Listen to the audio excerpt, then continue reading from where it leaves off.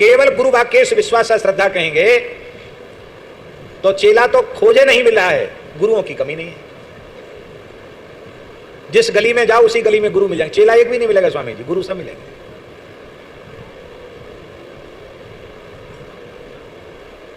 हमारे यहां साधुओं में कहावत है क्या, गुरुजी खड़े बाजार में, खड़े गुरुजी खड़े बाजार में हमसे दीक्षा ले, स्वर्ग जाओ चाहे नरक परो हमें दक्षिणा दे।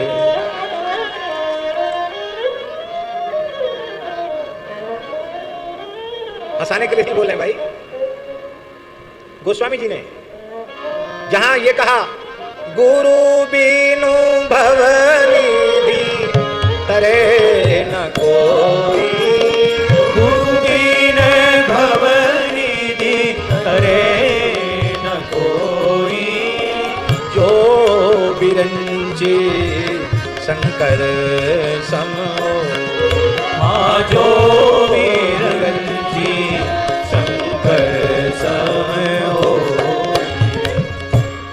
जहां इतनी गुरु की अनिवार्यता गोस्वामी जी ने बताई,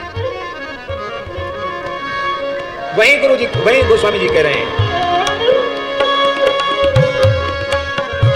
हरे शिष्य धन शोक न हरई, हरे शिष्य धन शोक न हरई, सो गुरु घोर नरक मां पर, हाँ सो गुरु घोर नरक मां पर।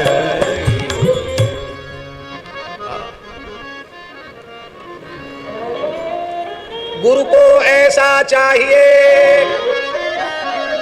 शिष्य सो कछु नहीं ले, न ले का अर्थ कुछ चाहे नहीं,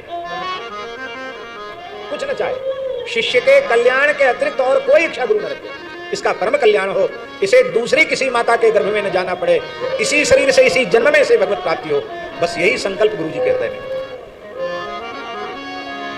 और दूसरा कोई संकल्प नहीं। गुरु को ऐसा चाहिए शिष्य सो कछु नहीं ले, शिष्य को ऐसा चाहिए गुरु को सर्वस्व दे। शिष्य कहते किसको है? जो कुछ भी बचा के न रखे,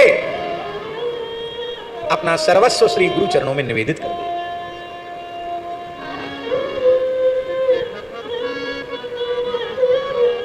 गुरु निरपेक्ष निर्लोभी निष्काम और शिष्य समर्पित अत्यंत निष्काम लालच शून्य, इन दोनों का योग महाराज जी मिल जाएगा तो जीवन मुक्ति अवश्यम भावी है, जीवन मुक्ति में संदेह नहीं। और नहीं तो लोभी गुरु लालची चेला, दो नरक में ठेलम ठेला। हमारी ब्रज की घटना है, आप लोग बरसाना गए हैं, कौन कौन गए हैं बरसाना? वाह, बरसाना में गौवर वन की परिक्रमा की है आप लोगों ने। गौवर वन की परिक्रमा करके जब कृष्ण कुंड से ऊपर आते हैं, गौवर कुंड है, उससे ऊपर आते हैं तो श्री वल्लभाचार्य जी की बैठक है, दाहिने हाथ पे पड़ती वल्लभाचार्य जी की बैठक। इधर श्री जी मंदिर से वापस जाएंगे तो बाएं हाथ पे पड़ेगी, और परिक्रमा करते आएंगे तो दाहिने हाथ पे पड़ेगी। उसी स्थल की यह घटना है। श्री वल्लभाचार्य चरण बरसाना आए थे, उनके साथ उनकी शिष्य मंडली थी, तो उन्होंने देखा कि एक अजगर पड़ा हुआ है और लाखों चींटियां उसको जीवित अवस्था में खा रही है और वो छटपटा रहा है। तो उस दृश्य को देखकर श्री वल्लभाचार्य महाप्रभु बहुत व्याकुल हो गए, खड़े रह गए, और उनके मन में इतनी करुणा जगी, उनके आंखों से आंसू बहने लगे। उनके परिकर के लोग समझ गए कि इस प्राणी को दुखी देख करके आचार्य चरण द्रवित हुए हैं। तो उन्होंने कहा, महाराज ये ब्रज का जीव है, इसको इतना कष्ट क्यों मिल रहा है कि इस जीवित अवस्था में चींटियां लगी हुई हैं, इसको खा रही हैं, ऐसा क्या बात है? तो श्री वल्लभाचार्य जी ने कहा, ये पूर्व जन्म के बहुत बड़े गुरु हैं, संत हैं, महंत हैं, इन्होंने हजारों लाखों चेले बनाए पर एक को भी भगवत प्राप्ति नहीं करा सके, कल्याण नहीं करा सके, इसलिए वो सब चेले चींटी बनकर इनका खून चूस रहे हैं, क्योंकि इन्होंने उनका धन लिया, अब ये उनका खून चूस रहे हैं, ये यातना सहन कर रहे हैं। बस ये ब्रज के अजगर इसलिए बने हैं क्योंकि ये ब्रज के संत थे। तो ये धाम की महिमा है कि अब ये यहाँ इस योनि से अपने पाप को भोग कर ये मुक्त हो जाएंगे। तब लोगों ने प्रार्थना की और आचार्य चरण ने उन चींटियों के सहित उस अजगर को ब्रह्म संबंध कराया और सबका तत्काल मोक्ष हो गया। और उसी स्थल पर वल्लभाचार्य जी ने श्रीमद् भागवत सप्ताह का पारायण किया। वहां वल्लभाचार्य जी की बैठक।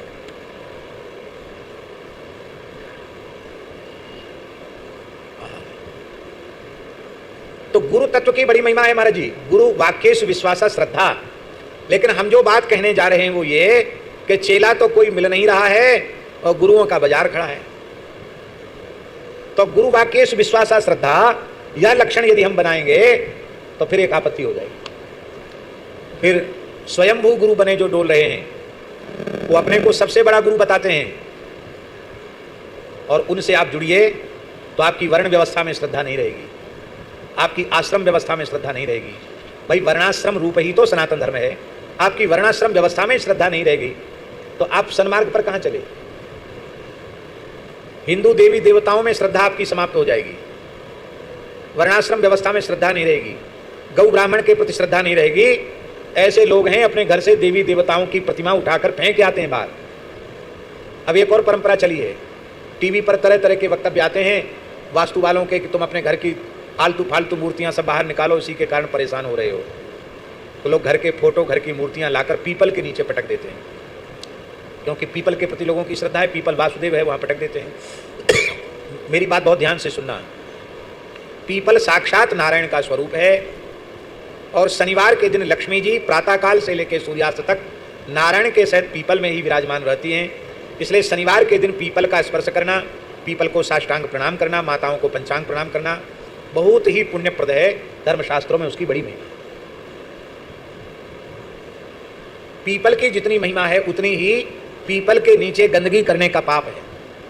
तो आप घर की फूल पत्ती, कचड़ा, मूर्तियां, टूटे फूटे फटे पुराने पोथी पत्रा सब वहाँ इकट्ठा कर देते हैं।